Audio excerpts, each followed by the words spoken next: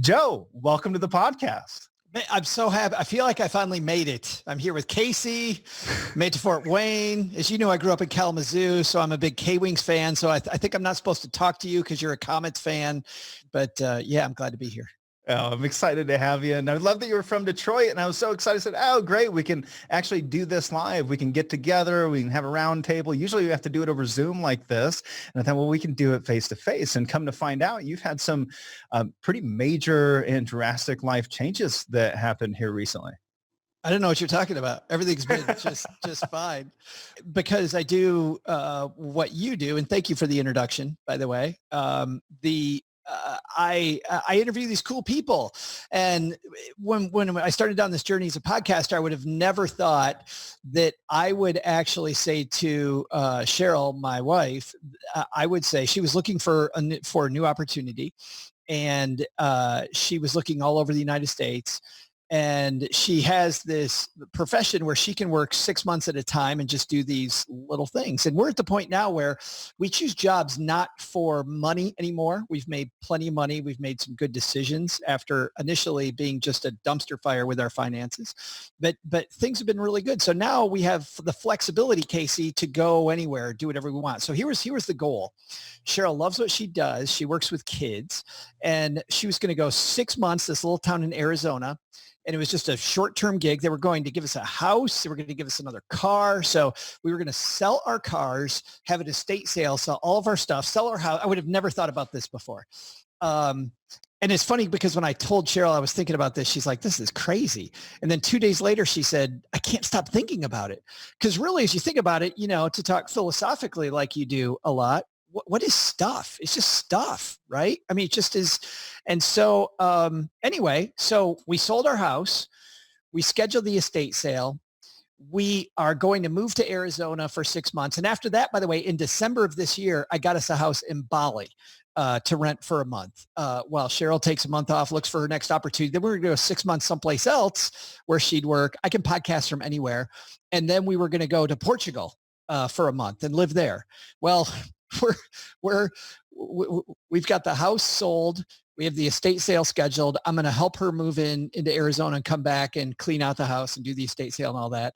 And the car is literally loaded. All we're waiting for, Casey, is this one phone call that says it's time to come. And the guy calls. I remember we're in the car. We're excited. The call comes, like, okay, we're going to go home and pack up the rest. He goes, nope, the job's gone. Because of COVID, the job's completely gone. And we went, oh crap. Because now I don't have a house anymore. I don't have, I still have my stuff. But anyway, so she then just, and once again, flexibility is a nice thing and it takes some time to build that. It took us a long time to build that, but we had the flexibility to be okay with that. And so now we're in the middle of looking for another opportunity. We had an estate sale. We didn't sell as much of our stuff as we thought. I ended up having to have a small storage unit. I'm really kind of disappointed because I still do own some stuff. You're trying to get rid of everything. I was trying to get rid of everything. Well, there were a few, there's a few pictures and there's keepsakes, but I thought that was enough that it could go in my mother-in-law's basement. I thought that we'd have enough that it'd just be just a few boxes of this stuff. But yeah, we had the estate sale and then sadly our closing was 2 days later. So I only had 2 days to just box it up and deal with it. But anyway, I have a small storage unit now and we're looking for the next opportunity. So for the next few months, because wherever my wife works, she has to get licensed for her job. But while she's exploring and interviewing in these different places, right now I'm at my co-host OG's house in Dallas. It was last week and this week. Next week, I will be in Texarkana taking care of a friend's dog while they are in Oregon. So I'm living at their house. They have a swimming pool, so that's going to be awesome. And then the week after that, I'm in Cleveland, Ohio with my sister for a week. And then I think we're going to rent a house in Vermont. We were just talking about that this morning for the month of August. I think one of the funny things is you always kick off your podcast. I mean, and if for those of you that don't know and you haven't listened to Stacking Benjamins, I mean, the podcast gets kicked off as it's live from Joe's mother's basement, right? Yes. And now, and that was a joke, I think, for the most part. Now you really are working out of people's basements. It was not a joke. No, I'm kidding. We we've been saying lately, live from Joe's, the joke now, we're on the Westwood One network, and the guy in charge of Westwood One, when I told him about this, he goes, "Oh crap, what's going to happen to the basement?" I said, "No, the new joke is it's now, Casey, is the basement goes wherever I go." So this week it's live from Joe's mom's basement in Dallas, Texas. Next week it's live from Joe's mom's basement in Texarkana, Texas. The week after that, it'll be live from Joe's mom's basement in Cleveland, Ohio. And then live from Joe's mom's basement in Burlington, Vermont, or wherever the hell we end up. Who knows? Live from Joe's mom's basement in Bali, Indonesia. This would be a dream retirement for some. I think some see someone like you going, well, I get to spend 6 months here, 6 months there. We're going to have a month in Bali, and go, well, I would never be able to afford that. However, before we got started, you shared that it is actually cost savings. You're actually going to be spending less living the way that you're living now. So is that really the case? Share with us how you're actually saving funds. And is this something that anyone can do? Well, short term, it certainly is a saving because I'm living with somebody else who's paying the rent. So yes, OG's paying the mortgage. He's, I'm in Dallas. It's like 99 degrees right now as we're doing this, and he's paying the air conditioning bill. So I'm saving a ton of money doing this right now. Long term, it depends on the type of job you have. My wife has a job. She's a pediatrician where, for this 6 months at a time deal, she loves working with kids. And people that know her, Casey, call her the baby whisperer, because you hand her a crying baby. We've been married 27 years. You hand her a crying baby, the baby stops crying. And as I mentioned, she just loves it. And so we thought that going every 6 months, that would give us a few things. We'd always have some of the big costs covered, healthcare. We'd have lodging covered. We'd have an extra car, so we could downsize from 2 cars to 1. I don't think everybody can do that. I think, though, everybody does have the ability to look at your situation and say, what are the things that I need to change? And for us, it was a few things. Even without that, like I could podcast. If she decided she didn't want to work, I could still podcast from anywhere. So I could go anywhere. I can also find cheap lodging like Bali. The expensive thing about Bali, which sounds incredibly expensive, was getting there. The house that we're renting in Bali is $1,400. It's completely furnished. It has its own pool. It's 400 yards from the beach. This place is beautiful. It's tiny, but it's beautiful. There's only 2 of us though, and it's 2 bedrooms. And I was going to use 1 bedroom for podcasting, the other bedroom for us to stay at. But Casey, if you want to come join us for a week, come on to Bali. But it's $1,400. Getting there, that ticket was expensive, right? But if we stay for a long period of time, you can live in Bali incredibly cheap. Cheap. It's the same thing when we looked at Portugal for this time next year. Hopefully this COVID stuff's gone. But if I can be in Portugal this time, and we looked at Greece as another example, man, there were some beautiful places for $1,200 a month where you stay. So if you decide you're staying for 3 months, 4 months, and you amortize the cost of that airplane ride over a long period of time, it can be pretty cost effective. Yeah. And we've been doing this for years. My dad he loves traveling. I mean, he's the guy that's in Florida for a few months. He's in North Carolina for a few months. He lives in Mexico for a few months. And we've always done it on air. We've been using HomeAway, Airbnb, VRBO. Yeah. VRBO was like the first one. And we did VRBO everywhere that we went, and Dad was the master of getting the deal, right? He would put together an email, and it would be a stock email. He'd copy it in 10 different places and say, hey, we're really struggling, or, we need this is our budget, and we want to get, a good price. Would you be willing to accept this? And you'd be surprised by how good a deal you can get if you just ask. Isn't that amazing? When you see these people that are confrontational about stuff. And I have to say this, it's funny because not only did I sell my house, I also sold a rental house that we own. I just wanted to be liquid. I'm not a great landlord. I think real estate can be great for people. Not great for me. It's great if it's a REIT, but I'm not handy at all. And I frankly not for me. So I gave my renter a great deal. He bought the house. And he and I have had a great relationship. He's been my renter for 8 years. Completely. And he also, by the way, he needed the price to be lower on the house. So he and I agreed that he's going to pay me the rest of what he owes me for the house 6 months from now. And it was because of the fact that we worked together. The people that bought my house, I kind of hope they're watching, their realtor was such a jerk and made it so just beating against each other that I played complete hardball. I hated that transaction every second of it. Financially, I came out much, much better because I feel like at the end, she did much worse by her client by not doing that. But I feel like we're all human, you know, and if you tell people, hey, this is my budget, I have a family of X, here's what I want to do. People, I don't know. I like working with people I like. Don't you? Yeah, I think that's the most important thing. And you were sharing, when you got started here, I mean, you were an advisor for what, 16 years? I was, yes. You were a financial advisor for 16 years. And I think the experience you have as a financial advisor really bled into what you do today, right? Doing the podcast, doing the interviews.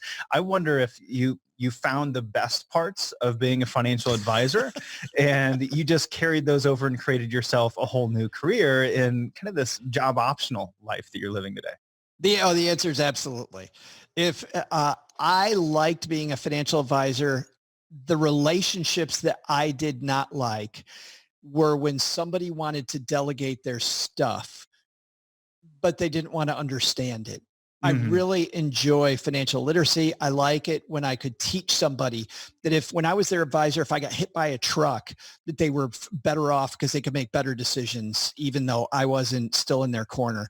But I really was turned off by relationships where people just wanted, no, Joe, you handle it. And then invariably, every strategy, something goes wrong at one point or another. And I always try to teach my clients that something's going to go wrong. And when it goes wrong, if you understand the mechanisms, we can then fix it. And that's the cool thing. If we understand what we're doing, we can fix it. But I would have some clients that would not care about the mechanisms. One guy even told me, Casey, he said, the reason I like having you is I like having somebody to kick. Was exactly what he said. And that right there is why I did not like that particular relationship. I'm like, no. But you know what? I think that's because for people like you and I, we appreciate teaching people how this works and making them do a better job. And for me, I don't think, there's some advisors out there, and I don't know if you want to get into this too much or not, that think, no, I'm going to take it all because if I don't make this seem like magic, you're going to let me go. If you realize how easy this is, the mechanisms of what what you do, you're going to fire me. Well, nothing could be further from the truth. The thing is 90, I'd say 95 to 98% of what I did, and probably Casey, what you do, our client can do on their own. But it's that last 2 to 5%, which usually is, by the way, teaching people that nothing is the right thing to do, or teaching people to hide money from themselves, are things that you really need a good coach for. You need somebody in your corner who can be a steady hand, like back in March, to say, no, we're not selling today. What are you talking about? The world's going to hell. No, we're not selling. We're buying. Today. Yeah. Right. And people look at you like you're crazy. What do you mean we're buying? The world is somebody, I'm glad I'm not a financial advisor anymore, but even as a podcaster, somebody wrote to me after one of our shows in March saying, the world is on fire and you and OG are acting like everything's fine. Yeah. And I wrote, I didn't, usually we don't talk about those on the show because I find that when we talk about negativity, people then share more negativity because they know that I'm listening. Sure. But in this particular case, we even told our audience, we said, no. The world is fine. The world is fine. 10 years from now, everything's going to be, is the world fine today right now? Oh, hell no, it isn't. Which means this is the worst time to make financial moves. It's a horrible time to make financial moves. If you set yourself up correctly, you don't respond to this. You already have a plan. If you don't have a plan, then you go get one, right? Yeah, exactly. I wonder if you had this issue. So you're in a unique position now. You were an advisor. Now you're not. So you can kind of say whatever you want, especially about your previous career and the experiences that you had there. One of the articles I did a while back, we did a podcast on it, was Confessions of a Financial Advisor, some of the mistakes that advisors make as they get started, right? And advisors don't want to talk about the mistakes. They just want to talk about the really good stuff, the things that they did right. What were some of the biggest mistakes that you made as a financial advisor? Wow, that's great. So early in my career, very early in my career, I I said over and over to people because I was new. I said that I remember this was in response to something that actually Susie Orman said. Susie Orman said that you need to hire an advisor who's been around for at least 5 years, probably closer to 10. Right. And I said, that is ridiculous. I remember people tell me that. And I'm like, no, that's right. I'd only been an advisor 2 years. I was rocking. Yeah, it has to be ridiculous at that point. Things were going really well in my career. I'm like, no, that's great. I have all these licenses. I have all this education. I have all this stuff. Well, in hindsight, that was all wrong because I didn't have enough. Sure, I had the licenses. I knew what to do. Book learning wise, but there's something about having been through it and having an advisor who's been through it with people. Yeah. I mean, how many people have you helped retire, Casey? Right. I mean, we're probably in the thousands at this point. And for anybody listening to this or hanging out with us watching, you want to retire once, right? Yeah. So how great is it to have somebody who's done this 1,000 times who goes, no, that's a bad move. Right. Yeah. So, but you got to have somebody who's 5 years, probably closer to 10. So that was a mistake because I was all over the place with that one. Yeah. The second thing was that, and I could interject. I think there's a lot of risks with a new advisor, and I mean, a new advisor needs money, right? And I think that's the biggest risk with a new advisor is a new advisor. They need your business. I think that was one of the biggest mistakes I made. I took on a lot of clients that weren't a good fit, that didn't buy into my philosophy, our philosophy, that didn't want what, they wanted things that they really shouldn't have in the first place, but you deliver it. You give the client what you want and you're willing to just bend over backwards to be agreeable. You want an advisor that's going to argue with you. And I say that, I mean, not overly confrontational, but an advisor has to be willing to confront an issue. Yeah. An advisor has to not really care if they get your business or not. Yeah. I mean, very frankly, if they want your business, they like working with you, but I have very much now a Gordon Ramsay personality, which I didn't used to have, where, you know what? And what's funny is I remember when that changed, when I didn't need my client as much as they needed me. And I remember changing and just going, yeah, I don't care. Yeah, go away. And I remember when that happened, by the way, Casey, what's funny is that then people started chasing me. Yeah. People started chasing my advice. They wanted to hire me because they could tell that I'm like, no, this is the most whacked out thing in the world. You shouldn't do it. I don't want to be involved with it. Please go away. And people would go, no, please let me be your client. Yeah. You need somebody who's a little like that, but they also had to be like you. And to your point, I did the same thing. I had a client. This is another mistake. Early in my career, I was with a company that really liked permanent life insurance a lot. I mean, a lot, all the time. And by the way, permanent life insurance is not the devil that a lot of people think that it is. That permanent life insurance is fantastic in a lot of situations. But I was putting square pegs in round holes, triangular pegs in round holes, octagonal pegs in round holes. Like if you came into my office, I was talking permanent life insurance with every single person. Oh, you have no dependents, no debt, no nothing. You got $1 billion. Permanent life insurance. I would find a way. And it was because, and I actually, it's funny because I asked one of my training managers about that because in the early 90s, it was a sales organization, right? Is more than financial advisory business. And he said something that was very important. He said, the best thing you could do for your clients is to be here 5 years from now. And this is when I was new. If you're not here 5 years from now, they have lost their advisor.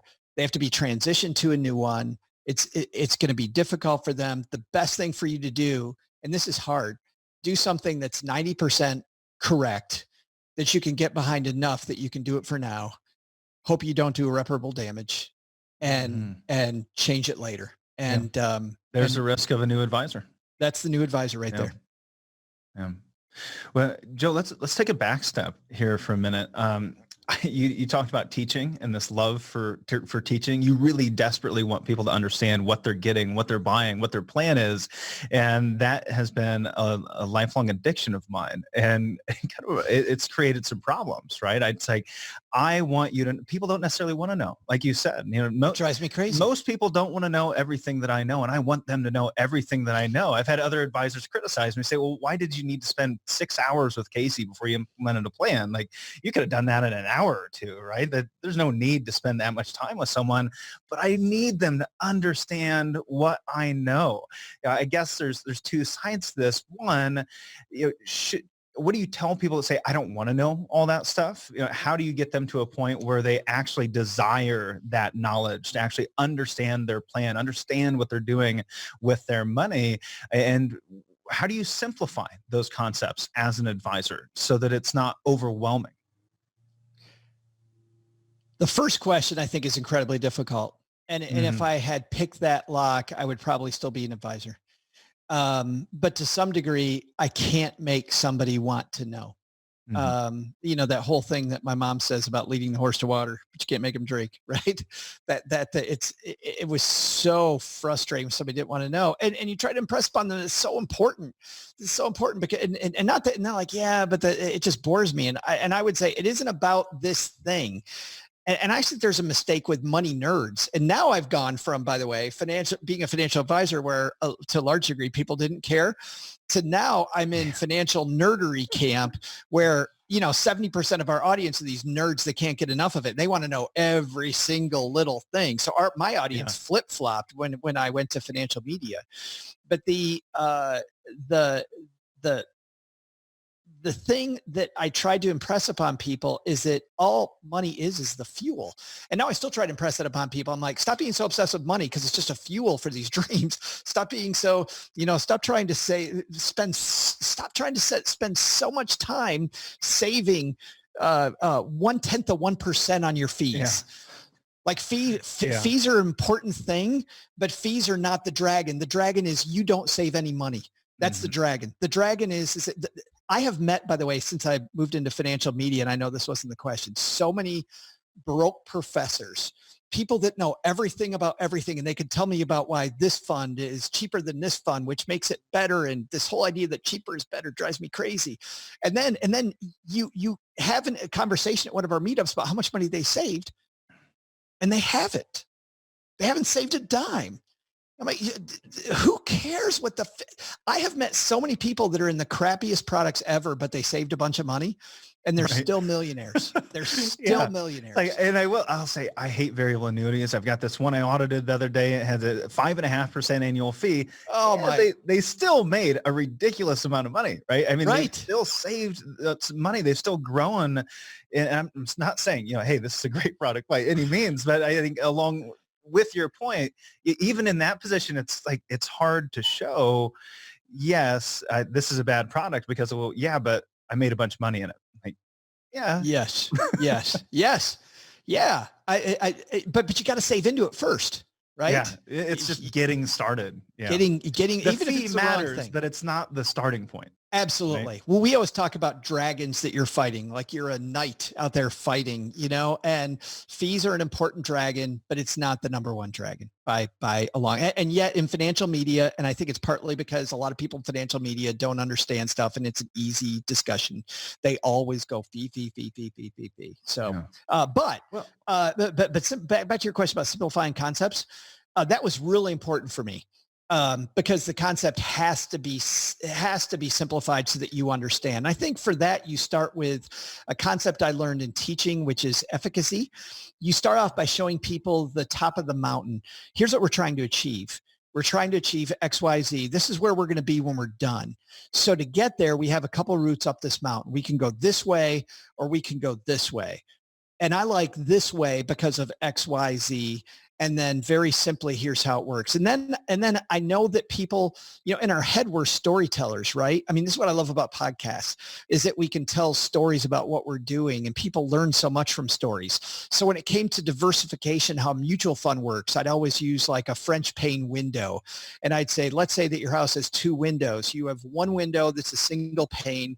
You have another window that's a French pane with those wood slats, maybe it's 9 different things. And it's not one of those ones my parents had where it's a plastic insert and you take it out and then you wash it and it's just really one pane behind it. It actually is we had the cheap French pane windows. So it's not one of those. But if your kid's out back and throws a ball through the first window, you got to replace the whole thing. Where if they throw a ball through the French pane window, you just got to replace one pane, which is why that's what a mutual fund does, or an exchange traded fund is. If something happens to one single thing, it's not all broken. You're going to be okay. And by the way, there's a whole team that fixes that for you, and you don't even have to fix it. And so using that type of imagery and trying to find imagery around concepts that might be confusing, like exchange traded fund, net asset value, like all this stuff, forget about it. Just talk about French pane windows. And I found it was better. Right. And it's a story about diversification. And I like it. We're going to have to start using that. But don't even have to quote me. Yeah, no, you said something about fee. We were talking about fees, compensation. You talked about media, major, the talking heads, always drilling on fees is the most important element. And I think you're seeing the same thing in financial services today when it comes to just the person you're working with, what it's costing you. You've got fee-only advisors that say, I'm the best because I have no conflicts of interest. I'm fee only. Then you've got, commission-based advisors saying, well, you need me. This is going to cost you less over the long term. You've got fee-based advisors that, like us, that have a blend of both worlds, right? Yeah. And I think people want to know what's best. Is the fee-only guy the best? Is the commission guy the best? The fee-based guy the best? Is there someone that's truly conflict-free? And you wanted to talk about finding an advisor. I think this is an important element. No, it is an important element. And my favorite book on this, by the way, where my opinion really comes from, is called The Truth About Money by Rick Edelman, who Rick Edelman, yeah. But a lot of the listeners may not. I love that book, by the way, because it's very even-handed. I feel like a lot of books have an axe to grind. Rick right. Edelman certainly has an axe to grind, but he's very even-handed. He's incredibly, when he talks about this. What's interesting about this conflict is that when it comes to a fee-only advisor is fantastic because you get 100% objective advice. Hopefully it doesn't have any products in the game, that they can't get a commission from any product. The one thing that a fee-only advisor wants to do is give you this unvarnished advice. Do this, do this, do this. The problem that Rick explains, though, with a fee-only advisor is that at the end of that, they go bye-bye and they don't care if you implement, which is the most important part of the plan.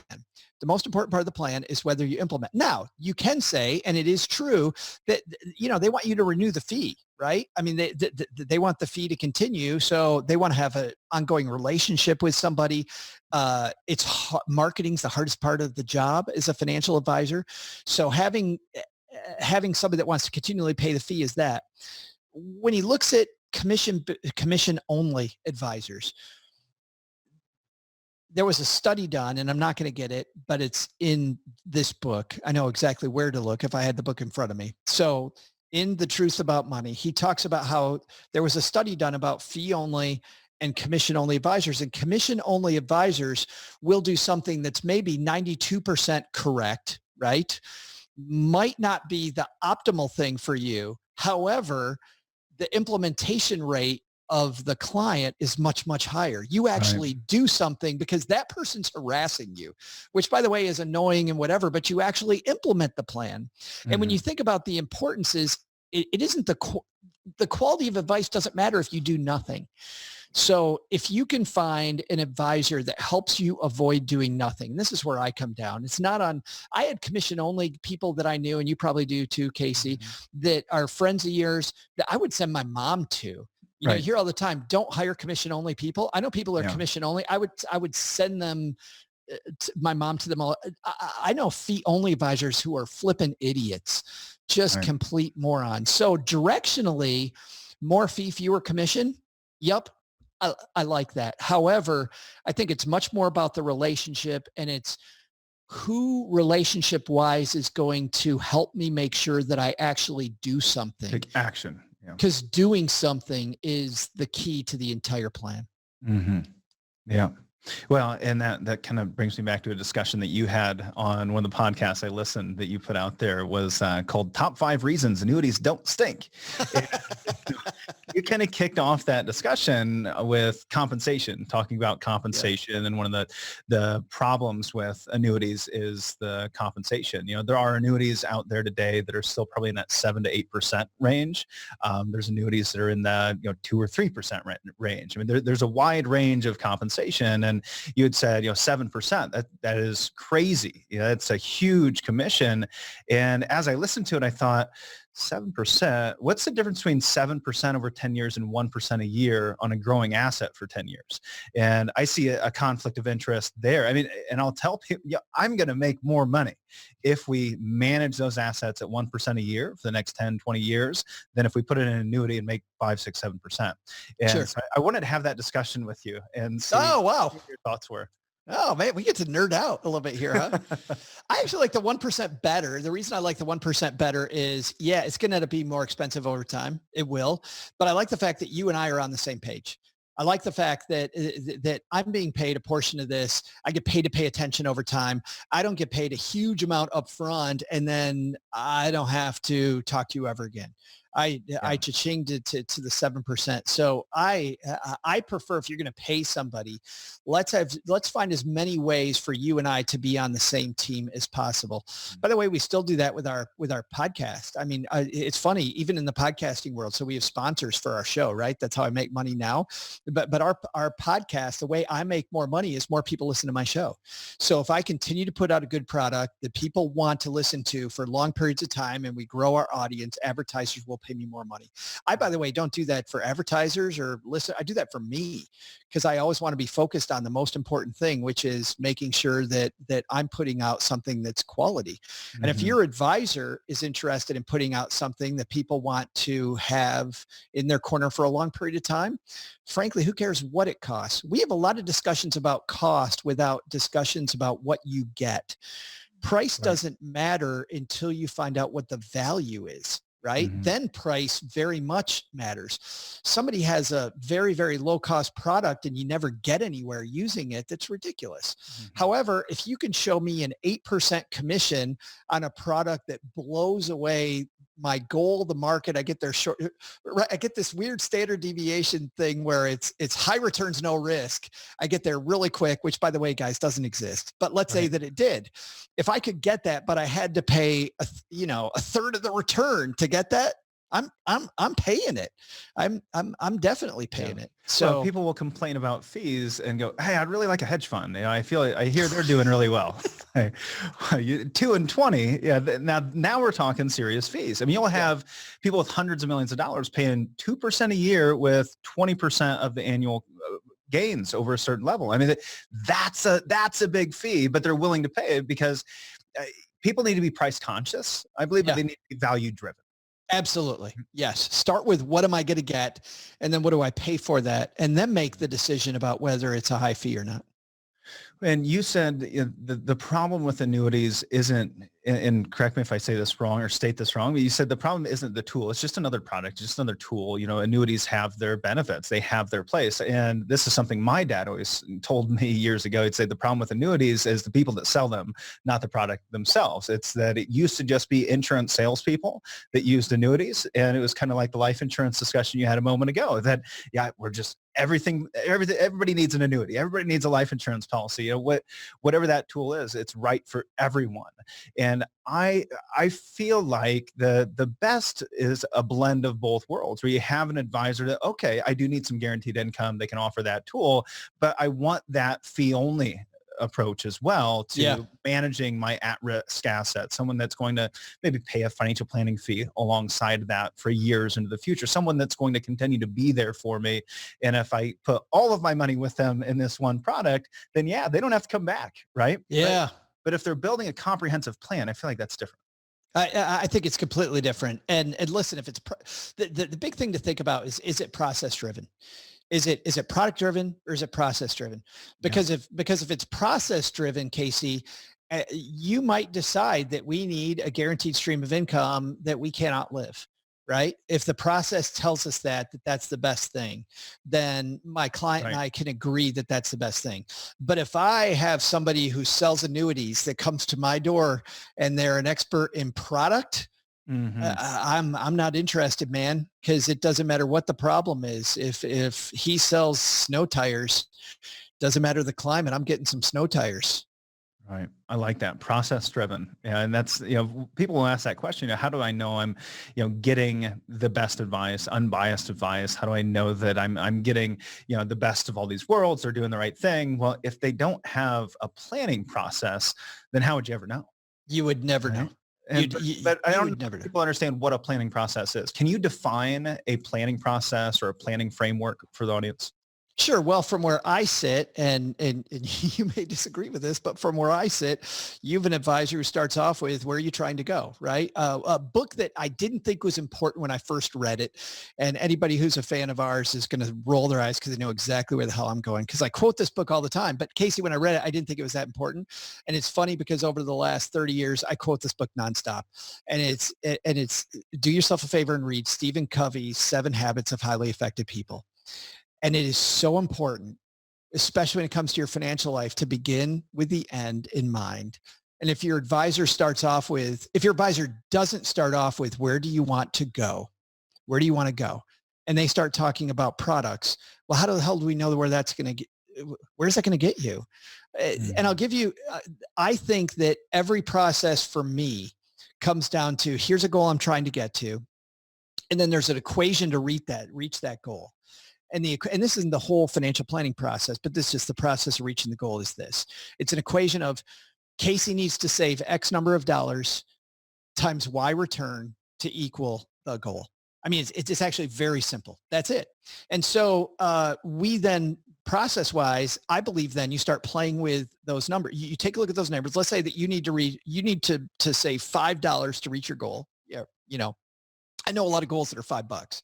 Yeah. Maybe not, but you need $5 to reach your goal and you need a 8% rate of return. Well, that gives us a few things. I don't like talking about risk tolerance just out of the gate, like these 401k quizzes that talk about risk for what? There's a lot of people very safely never reaching any goal. So we need to know in exchange for this. So we start off with 8%. Now, but a couple things that gives us. Number one, we take this field of investments. It's this big. For people just listening to this, I've got my hands far apart. And then we narrow it to this narrow range of investments. So the cool thing is we start off with a rate of return that we know we need to reach the goal. It makes the job of choosing investments easier because instead of freaking out that I don't know everything about everything, you don't have to. You just have to know enough about this little sliver of investments that historically have done what you're trying to do now. And now you just got to be an expert in those few instead of the whole range. I like that. But the second thing is I look at those investments and I go, yeah, those are over my head. I can't take that time. I can't sleep at night. Okay. Now we can lower the risk, let's say 6%. But when we do that, now we have to change one of the other variables. Because what I see is in a lot of discussions, people will say, well, I don't like 8% investments. Once they get 8%, that's too risky. Let's go to 6%. And they do that. But when you do that, what happens? You have to either save more money. You have to change that $5 to maybe $7 to reach your goal, or you have to change the goal. You either have to lower the goal, push the goal back. You have to do some change. So this idea, another Stephen Covey idea is when you pick up one end of the stick, you also pick up the other end. And the key for us always is in the process, if I make this move, if I buy this investment, what's the other end of the stick? What's the volatility that comes with it? What's the chance that I might not reach my goal? And then there's obviously a process of reaching all that. Then on top of that, then finally, I like milestones. I love milestones because, you talk to a 28-year-old today about, hey, it's going to cost you $4 million to get where you want to go. When you retire, 28-year-old goes, oh, I got $12,000. How do I get there? But if I tell them, you just need this year to go from 12,000 to 17,000, that's what we need to do. And you will reach 4 million if we do this little thing. I love that 1 year thing where I can look just a year forward and go, we're going to get this big shiny thing if we just make this little move today. And it reduces all of this friction and freak out of, man, that seems like a lot of elephant I have to chew. Instead, I get to do it just one bite at a time. It's, I don't know if you know Darren Hardy. It's kind of the compound effect, right? Yes. Yeah. It's compound interest, but it's compound effect. And in your own life, not just your financial life, but paying attention to those little things that you're doing every single day or every year in this respect. Yeah. But what is that? There's a Tony Robbins quote about that too, about people overestimate what they can do in a, I'm going to get that wrong. I'm going to get that wrong, but it's the same thing, same stuff. They underestimate what they can accomplish in a year, or overestimate what they can accomplish in a year, underestimate what they can accomplish in 10 years. Yes, exactly. I think that's it. Yes. Yeah. Well, I didn't think we were going to spend, the whole podcast talking about how to consume financial advice, but I guess, that's kind of where we ended up. But I think it's really good stuff. This is really valuable. And this is what a lot of people want to know. And so let's look at it from the client perspective. How do people go wrong when it comes to consuming financial advice? What are some of the biggest mistakes? Boy, that's a tough one. I think that when it comes to financial advice, I think we don't spend enough time looking at the point of view that the financial advice comes from. So I'll give you an example. We consume financial pornography on, in other words, CNBC, Fox Business, right? Which is total financial pornography. It is just, we sit there and we watch it. We watch Kramer go bam, bam, bam. It all looks so fun and all this stuff. But I'll give you an example. We were talking about this earlier today, which is somebody comes on CNBC and they talk about there's never been a better time than now to buy gold. I mean, look at Casey, how bad the markets are. Look at how the economy is faltering. If things get even worse, gold, which has already had a great run, gold's just going to get better. You really, really, really need to own gold. And you then start questioning, you're like, man, I need to own gold. That sounds great. All this, of course, it all makes sense for two reasons. Number one, the only person who comes on CNBC or Fox Business to say that is a gold fund manager, somebody that sells gold. So you want to, if you're consuming advice, you want to know the point of view of the person peddling the advice. The second thing is they're a gold fund manager, so of course they want you to buy it, but they also know how to get you to buy it. So they know all these things that are truths about, there's nothing I said that's untrue. And gold does perform well in uncertain times, but it doesn't mean you go put 100% of your portfolio in gold. Maybe you put a little bit of your portfolio in gold. Maybe that makes sense. And you probably do it more in an ETF format than putting gold bars under your bed where your nephew who's broke goes and steals them later. You just don't do that. So I think understanding the point of view of what you're reading or what you're watching is super important right now. A mentor of mine said once, Casey, he said that every discussion is a cube and your goal is not to understand your side of the cube. It's to understand the other person's side. Like you're staring at one side of the cube, I'm staring at the other. My whole goal is to understand your side of the cube. If I understand your side of the cube, we're going to communicate much better. And I think we need to do that when we're consuming media. That's good. That's good. I haven't heard that one before. So thank you for that. Now there's a couple things that I wanted to make sure I got to before we run out of time. And one in particular was your favorite savings hack. I was so excited when I read this. You said and let's see if this really is your favorite savings hack. So what's your favorite savings hack? Is it tip yourself? Automatic paychecks. Kind of. Yes. Yeah, I think that's the same thing, right? Yes.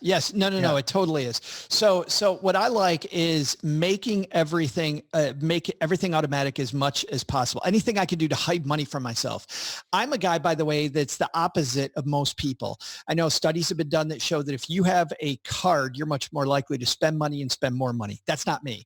I do not take out my card, but dude, if I got $10 in my wallet, it is gone. It's absolutely gone. So I found, because I have a spender personality, that I hide money from myself.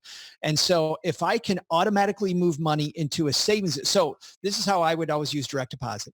Deposit my whole paycheck into a savings account and then figure out how much of that I need and move that to a checking account where I can get at it.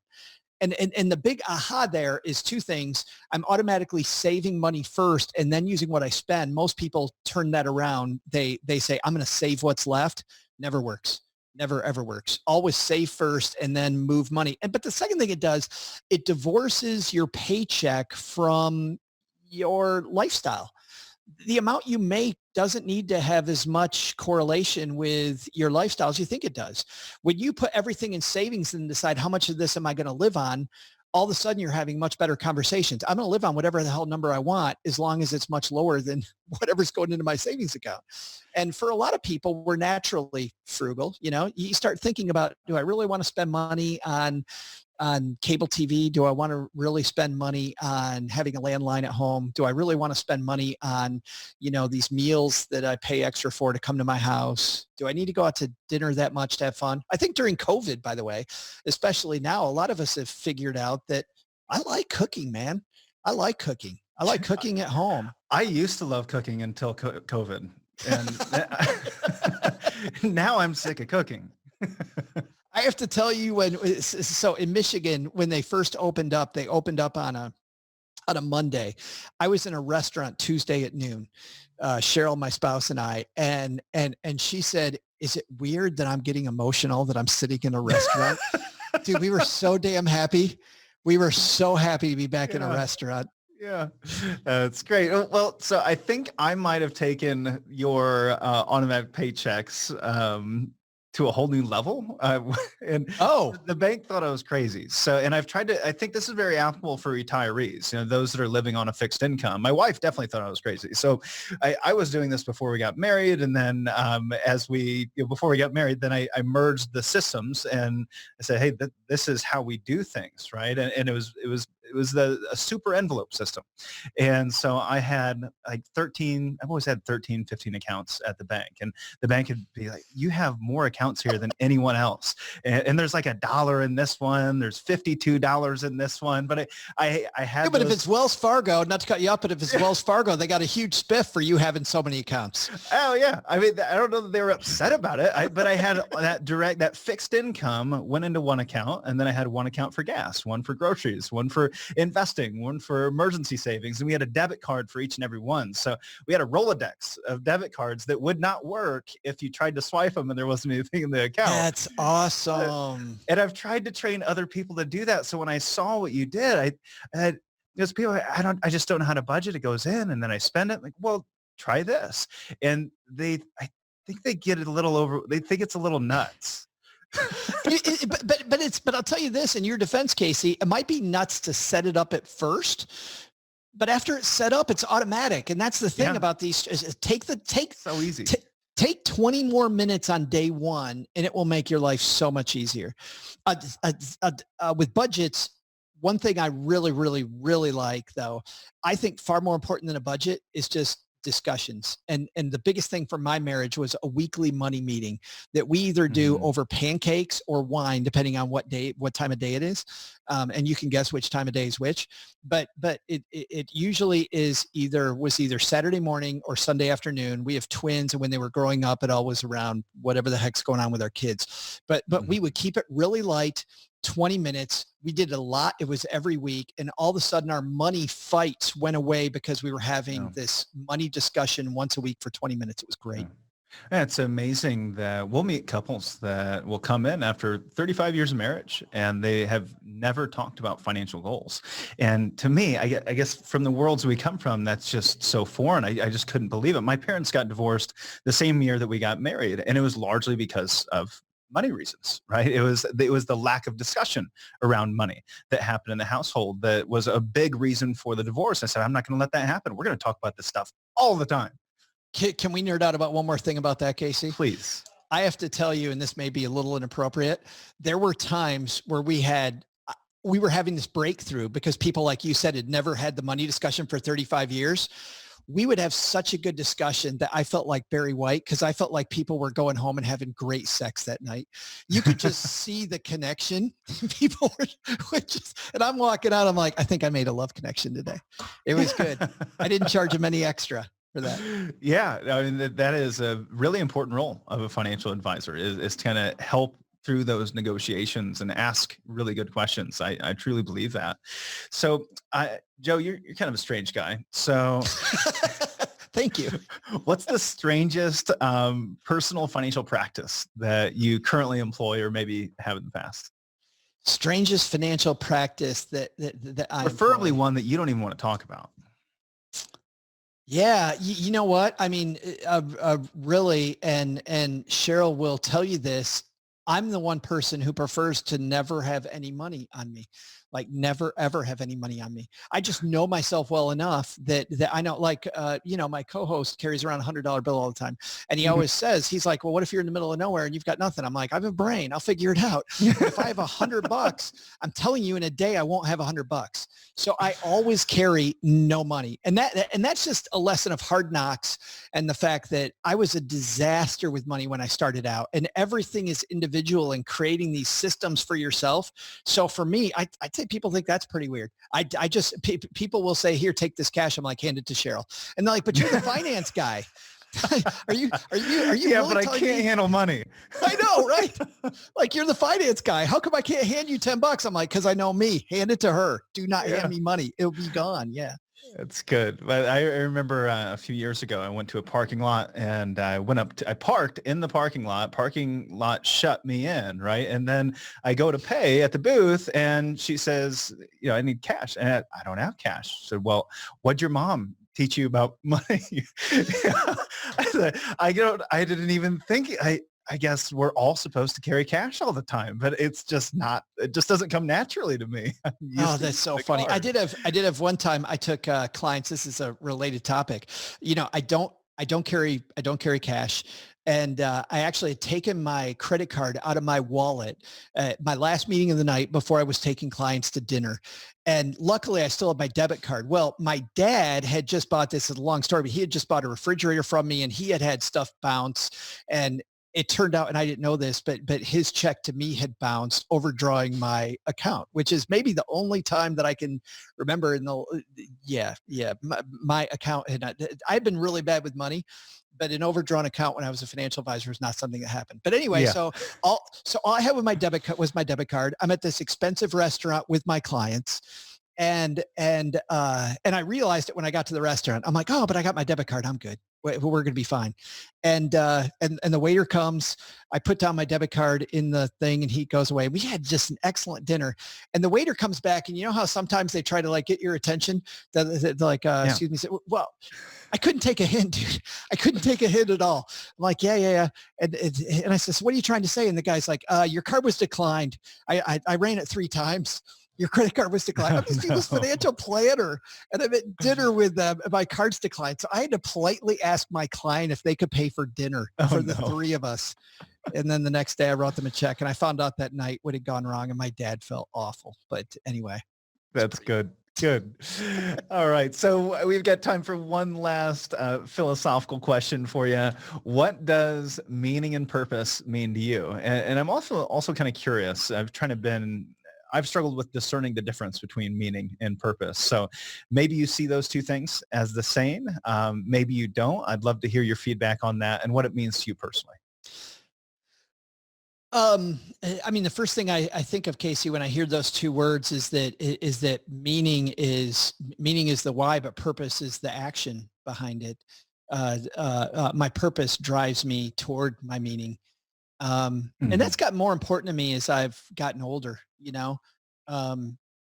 fact, it's funny. Last year, I pay for coaching. And I like having good coaches in my corner. And I had a coach that really broke through a wall with me last year by talking about meaning and purpose. And I realized how important it is for me, not for other people, to be a trustworthy guy that's going to be somebody who they can look toward and can be kind of a light when it comes to doing better with their money, and no matter what it is, to be completely honest and open with people about what good money habits look like, and, be open and honest about the crappy things that I used to do with the money, And so, my purpose then is to be a light and always be somebody who walks this line that other people can follow. the meaning of that then is this idea of financial literacy is better for all of us. I mean, there's more meaning. That is the meaning. Yeah. Um, I agree with that. Yeah, that's how I see the difference between purpose and meaning. I think some might find it interesting, that you pay for a coach, right? And there's so many, people are afraid to pay a fee to a financial advisor. You kind of hit on this, in previous discussions, and but if they come from a different world, maybe, some of the most successful business owners in the world, they have business coaches, right? Almost the most successful people in the world, they all have coaches. Olympic athletes, they have coaches, right? And I myself, I've got a business coach, I've got a family coach, I've got a golf coach, I've got a financial advisor, and I pay all of these people, and it continues to make me better. How do we carry that over to individuals that are maybe afraid to get a financial coach, and because maybe they've never had a coach before, right? They've never had a coach outside of maybe a sports coach. I think that it is ludicrous. And once again, I spend a good amount of my time in social media sites because of what I do. And it drives me, it is soul crushing to be on Facebook all day. It is horrible. I never had Facebook until, it's like, now it's a requirement. Oh, yes. It is so painful. But the one thing that I continually have to remind people of in Facebook, I think it's ludicrous to want to cheapen your life.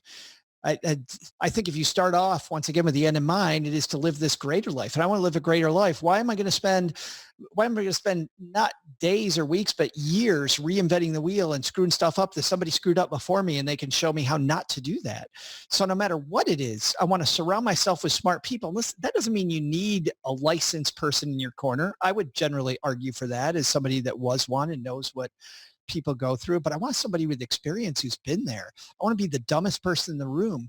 And it's funny, the smartest people I know all say that. I try to surround myself with people that are smarter than me. And I also know that I have a unique ability to do a couple things really well.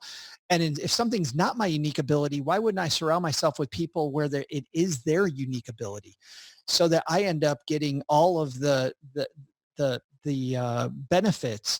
And what's funny is, if I get good at interviewing those people, which I have, even though I'm paying this inordinate amount of money, we talked about starting with value. Why do I get richer all the time? Yeah. I pay coaches all this money. And people will spend $100,000 a year to be part of Strategic Coach with Dan. Yes. Simon, or 25,000, right? It's so funny you say Strategic Coach. So I'm in Strategic Coach. My co-host is doing Strategic Coach out in the other room as we speak. He's on a Strategic Coach call right now. I mean, that's one organization. It's a crap load of money. Yeah. It's such a huge amount of money. And my life has changed so much because of Strategic Coach. Yeah, it is so good. But kind of see the value. It's all about value again. Yes. And price is what you pay, value is what you receive. And it's okay to pay a big fee if you're getting a big value. Well, and I want to think about where I get my advice from. It's funny because we have a Facebook group for Stacking Benjamins. But I often say, I'm like, the people that hang out online in a Facebook group all day, dispensing advice for free. What's the value behind that? And don't get me wrong, we got good people in our Facebook group, and there's good people online, but there's also just a bunch of crap. There's another Facebook group that's a financial Facebook group that I won't get into. It's this huge group. And there was somebody in there who was saying, is it just me? Is it just me? Or am I the only one who stops by the car dealership because they have free coffee every morning? What? Why do you want to cheapen your life that way? Yeah. Why do I want to think that my life is so unimportant that I want free coffee, that I'm ripping off a car dealer? I mean, don't get me wrong. The car dealer doesn't care that you're ripping them off, but really you have no intention of buying a car. You're really in your soul, you're ripping somebody off. Yeah. Why do I want my life to be a ripoff? There was another person who was saying Gatorade's too expensive. How do I make my own Gatorade for my kid's soccer game? Stop living that way. Yeah. Like, don't get me wrong. This isn't about being frugal. If you enjoy making Gatorade, my God, make as much as you possibly can. It's about the purpose of money. Yeah, absolutely. We lose touch with what the purpose of money is. Sometimes it's for convenience. Right? For some retirees, maybe it's a mortgage thing, right? They say, well, I should, if I don't pay off my mortgage, I can invest more money, and I'm only at 3% mortgage and I can get 6%. Yeah, but you're thinking about it, right? You're spending time thinking about it. So just pay it off, get rid of it. Some people want it. They're like, well, maybe I should get a rental home in Florida so I can rent it when I'm not there. And then I can go down and live with it. I mean, but you could just rent and then you wouldn't have the hassle. Yeah, but that costs too much. Yeah, but you can afford it. I mean, that's what the money was for. I know. Start with the end in mind. With the end in mind. Well, Joe, let's just drop the mic. That was good. Yeah. Sorry we couldn't nerd out together. I feel horrible that we had no nerd time. I wasn't sure we'd have anything to talk about, and I think we could have talked about I think we could have carried this on for a couple more hours. So hopefully we get a chance to do this again. Thank you so much for joining us. Amen. Thank you so much for having me. That was a load of fun, and I love what you do. It's such an inspiration, and yeah, great stuff, my friend. Thanks. Until next time.